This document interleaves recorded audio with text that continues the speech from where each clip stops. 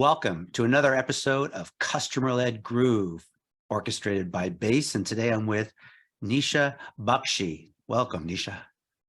Thanks for having me, Scott. It's great to have you here. Nisha and I have known each other for probably, I'd say 2 years or so, but I really enjoy our conversations and I've been dying to get you on Customer-Led Groove here.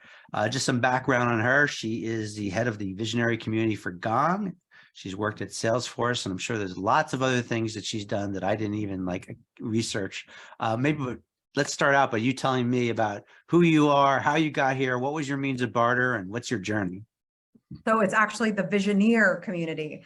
So it is a combination of being like a visionary and then also being a pioneer, and you don't even have to, be a Gong user to be a Visioneer. But yeah, my story in, being the head of community at Gong is really simple. Is I ran a community meetup group for fun 10, 15 years ago. And I didn't realize that was, an opportunity, and it was actually a profession. So I kind of did a lot of community work throughout my career when I was at Facebook and Salesforce and Microsoft. And actually Microsoft had actually approached me and said, hey, this could be your full-time job. And so for me, it was really around connecting startup founders to each other. It was about creating, ways for people to connect on topics that they care about, and sort of under that product marketing umbrella and getting product feedback. And yeah, so that's sort of my story there. And I've been head of marketing at several, tiny startups. Now my last role was head of marketing at Monte Carlo, which was a Series A startup, now Series C, and there's 100+ employees, and really just set up their whole go-to-market function. So really felt like Gong was a great next step. For me in my career, as community is my passion, and we were a Gong customer and all of that. So yeah, just happy to be here. Hope you still have some stock in the Monte Carlo company. Yeah, I mean, Monte Carlo is a great company. So, I've heard you speak before about how to build a community from scratch and how to approach it. I think a lot of people either inherit a community or pieces of it. So I'd like to start out by just kind of drilling down on, what's your playbook? How do you think about building a community? Where do you start, et cetera? Yeah, I mean, I think the first thing is what are you trying to solve for, right? That's how you start building any program or any new department function. Anything is really what is the goal, the ultimate goal of your business. And so one of the things that Gong had thought about, and they'd also seen, a lot of traction in their customer base, was really there are a whole bunch of customers now that the company has grown so much that we've got thousands of customers now. There was really a need, and folks were asking, is there a way that we can connect with other people like ourselves? And so that's pretty much what happened, is that they found I got connected through mutual some mutual friends, and I met the Gong team, and I really was passionate about the product, and it really just made sense for me to build out their post-sale community. And so when we think about the type of community that you could possibly build, I always say there's two types. So there's there's lots of different types of communities, but just from a B2B SaaS perspective, there's a pre-sales community and there's a post-sale community. And the pre-sale community was actually kind of already built before I got there. There's all these people that love Gong and that are raving fans, and you'll see posts on LinkedIn and thought leadership and all of that. And that was a really big part of, category creation, this category of revenue intelligence. And then on the post-sale side of the house, now that you've amassed all these customers, how do you take all that excitement and inertia, and how do you bring that, to the customer base? And that's really on leveraging the how piece of it. So marketing does why and what, why your company, what about your company can I actually use and benefit in my company? And community answers how. So how do I actually use what buttons do I press in Gong? What buttons do I press in Base or any other software product, so that I can deliver on the promise that that I was sold when I became a customer. So that's pretty much, how I got started, and sort of the mindset and the way that I was thinking about it. So I actually roll up into in customer success. I report to our chief customer officer. Got it. You might be hearing some lightning and thunder in the background. We're here in the Bay Area, and it sounds like it's going to be pouring a bit. So anyway, one thing about Gong's customers is it reminds me of the passion of the Marketo customer in the early days of Marketing Nation. So you have an incredibly passionate customer base. So now I'm curious, okay, so you're starting your new job, how do you have this blank, I'm listening, I don't know if you can hear all the hail in the background. No, I can't hear it at all. You're talking about this hail that I don't hear, which Oh. I will undoubtedly hear at my house soon. So Sounds like people are throwing pellets at me. Oh my gosh, so scary. Maybe I'll add that as a sound effect to the podcast later on. Good But idea. okay, so you have this blank palette, this blank piece of paper. It's day one. How do you start building out this community? Yeah, well, I actually did a masterclass on this, how to build and launch, a community in 90 days, which Scott, you've actually seen. And I think the biggest thing that you can do is really make sure that there's alignment on what it is that you're trying to achieve with the community. Make sure you have your North Star, like what are your objectives? What metrics are you planning on achieving because of the community? How do you think it'll help the business? And then build out a plan, build out a plan and programs and all of that.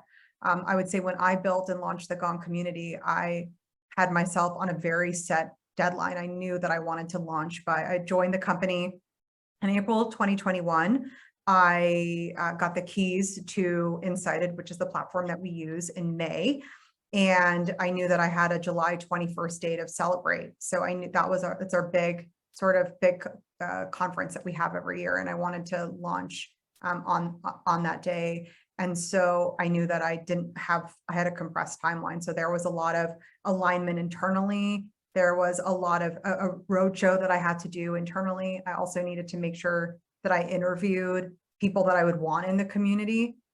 They always say, you would never build a product without product market fit. So you want to make sure that you have community market fit, and you're actually, and when you build an MVP, you always interview the people that would, be your ICP, the people that you would be serving in the community. So I conducted roughly 100 different interviews. Some of it was one-to-one, like the conversation that we're having now. And some of it was literally picking up the phone and just getting 15 minutes with somebody, or just doing a survey, right? So I sent out a survey to, I think, roughly 50 people. And I said, if you have time, please answer these questions. And I got feedback on what they wanted to see and learn from the community. And that's how I built the community. Is I knew that there was a laundry list of, there's always three things.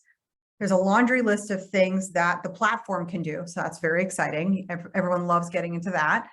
There's a laundry list of things that your company wants, but then there's a list of things that your customers want. And that is like way more important. And so when I went on the roadshow and I was talking to everyone building the community, I said, hey, so these are the three things. Do we all agree that whatever it is that our customers want, that's what we should build? And everyone was like, yeah, of course, like that makes the most sense. So when I interviewed everyone, I had all this data that said, well, this is what they care about. They care the most about connecting with each other one-on-one on demand with other people like themselves. And that still by far is the most popular program in the Visioneer community. So so within 90 days, just sat down. I spent half my day meeting people, the other half of the day just focusing and working and launching it. And I did it by myself. So that is a story of the Gong community. No, it's awesome. And I think a really key thing to point out here is you took a high touch approach to something that people think, think is just a self-service exercise, right? Mm-hmm. In fact, that should be like your next speech, a high touch approach to a self-service exercise, because, I think that's really important, really key. And I often don't hear that. It's also, as you said, they get tied up or interested in the first part, which is the technology. Yeah. And I think, community is exactly what it is. It's not technology. It's community has happened thousands and thousands of years ago before there was even a platform, or it was just people gathering and getting together and sharing and connecting. And that's exactly how you build a really good community, is just connect with people that care about the same things as you do, just get down to the fundamentals and to the basics and meet them. And one thing, I think it was either Erica Cole or Brian Oblinger, or both of them, that they had said, like, it's all unscalable until it's scalable. And in the beginning, you really have to put in the work, put in those hours and put in that time. You can't, the technology you can't solve for that human connection, that piece of it that you really need when you're building the foundations. If you look back, is there anything you would do differently?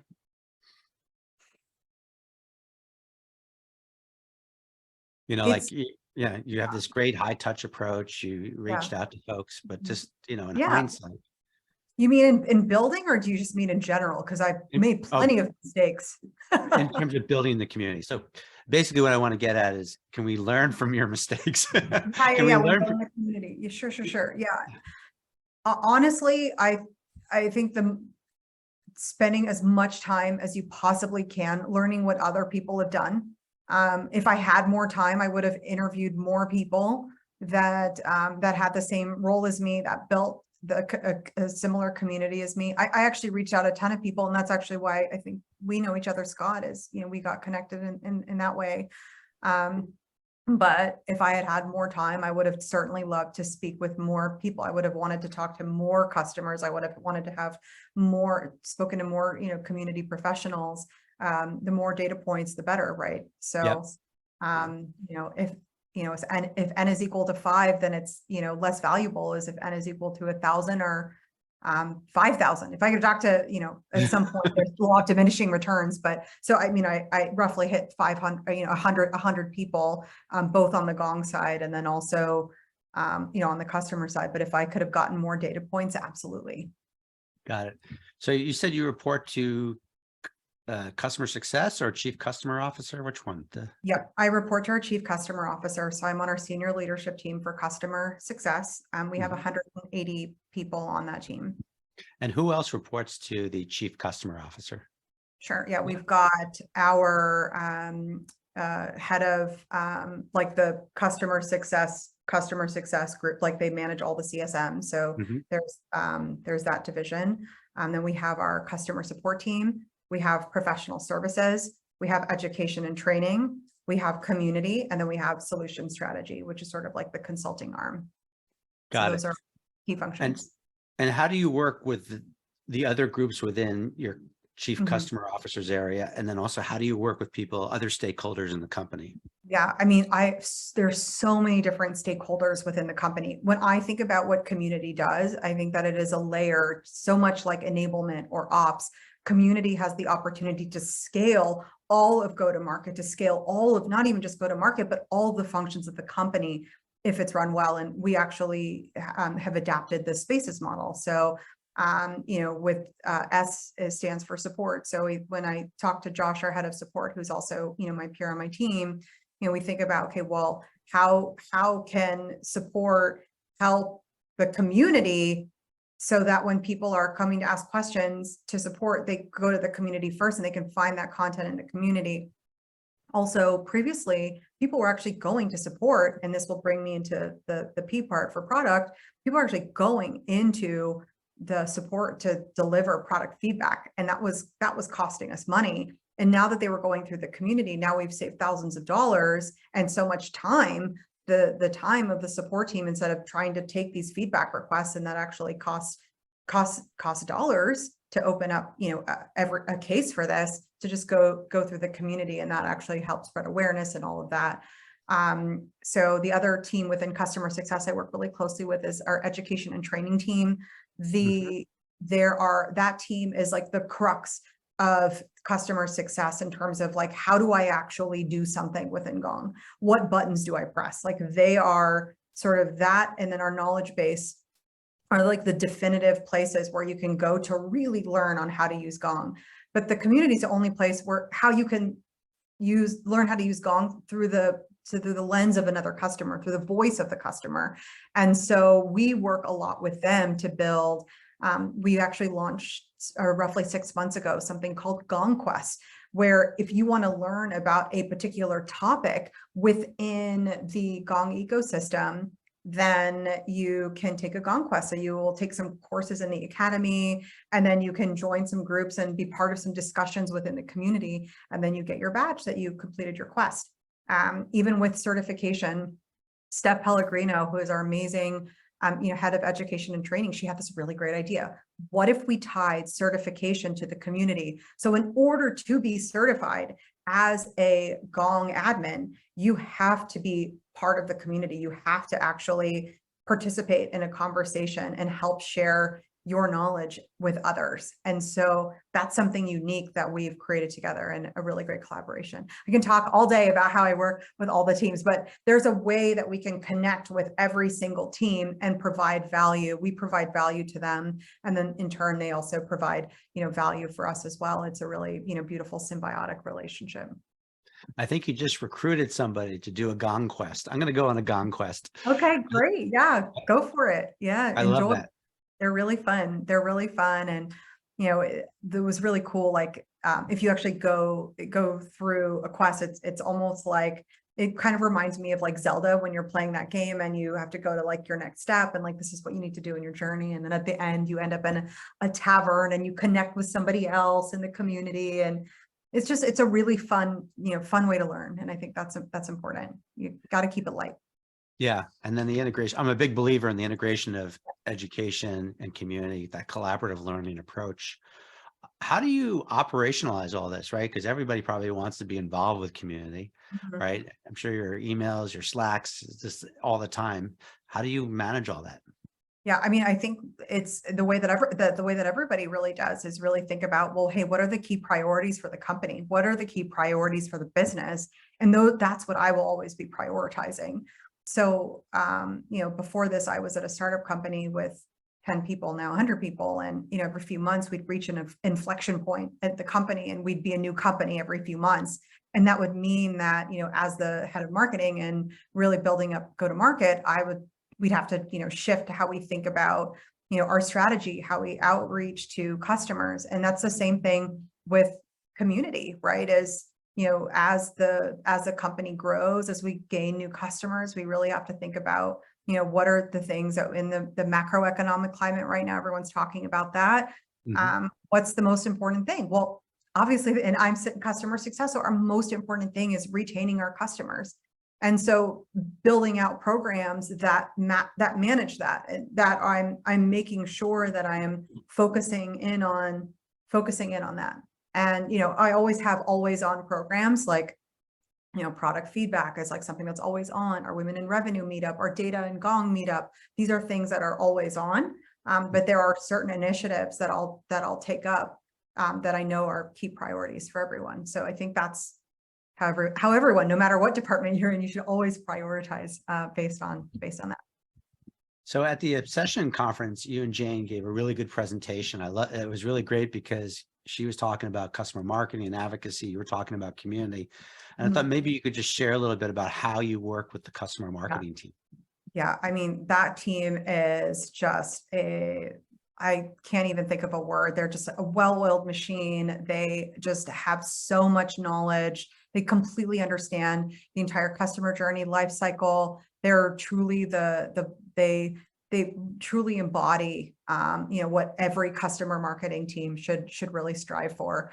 The way that I kind of described it earlier is the customer marketing team really manages why. So if you think about what advocacy is, and it's like the most rudimentary form, like you're a company of 20 people and you have a customer marketer. What are they doing? Well, they're building references, they're building case studies, they're building these, and actually that was my first job ever.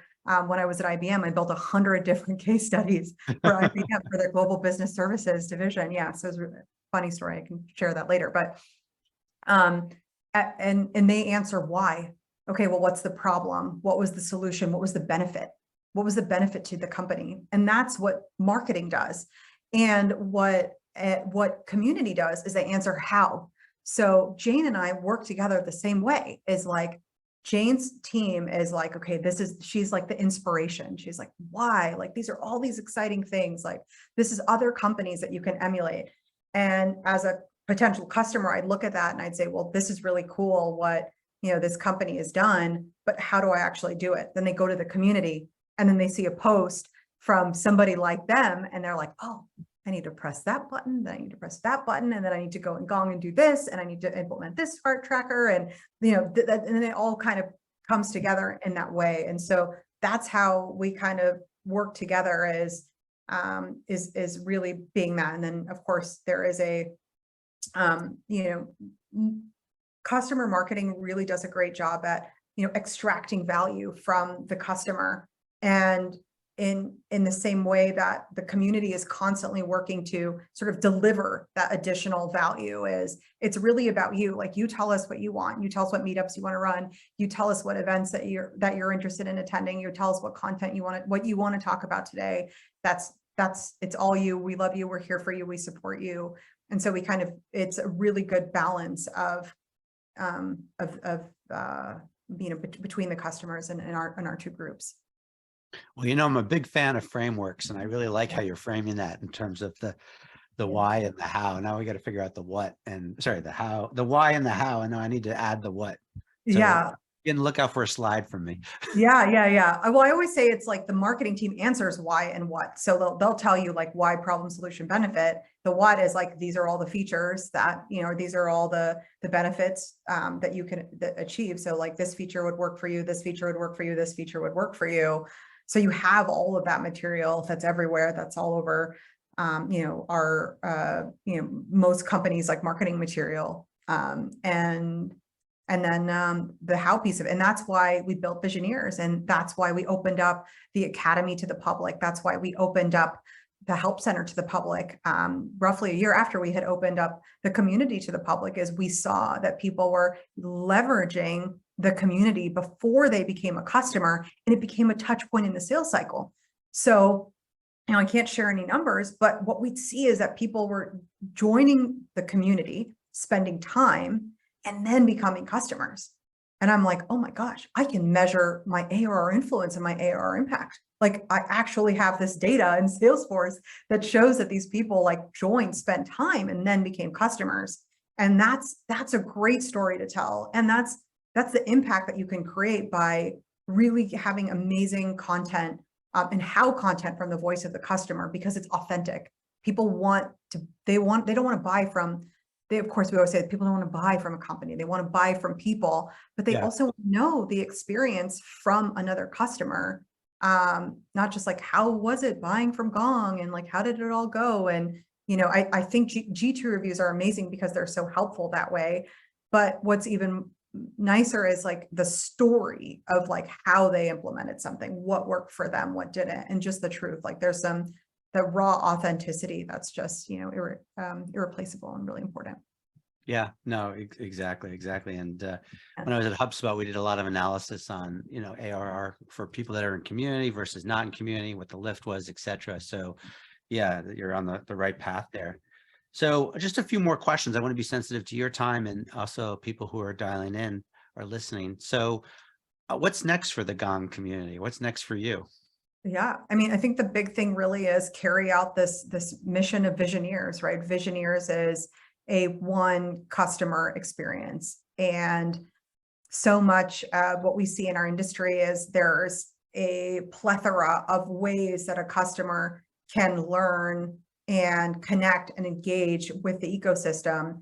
And so they've got their CSMs, and they've got this academy, and then they've got the help center, and then they've got this advocacy platform, and then they've got the community, and then they also have their friends. There's just so many different ways that you can connect. And so the idea behind Visioneers is unifying that under one brand, one umbrella, one experience, both, from in like the hearts and minds of our customers and our Visioneers, but also, from a technological standpoint. So, I foresee, if I do my job right, in a few years, like, you'll really be able to just log on.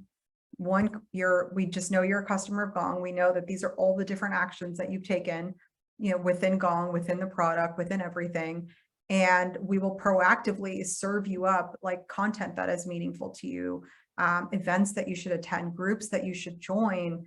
and, where you are in your customer journey. Hey, it looks like you've been a customer for Gong for 90 days, and, you're also in sales enablement, and, there's another person that we'd like to connect you with. I mean, right now it's all kind of feels like, science fiction, but that's really the dream state, is for it to be, a personalized, digital roadmap for every single account and every single customer, or every single person within that account.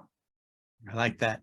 So two last questions. Is there anything today I haven't asked you that you're like, damn, Wilder, why didn't you ask me that question? No, I think you covered it really well. I mean, we went over the questions before. I think you've done a really good job at curating the questions. Cool.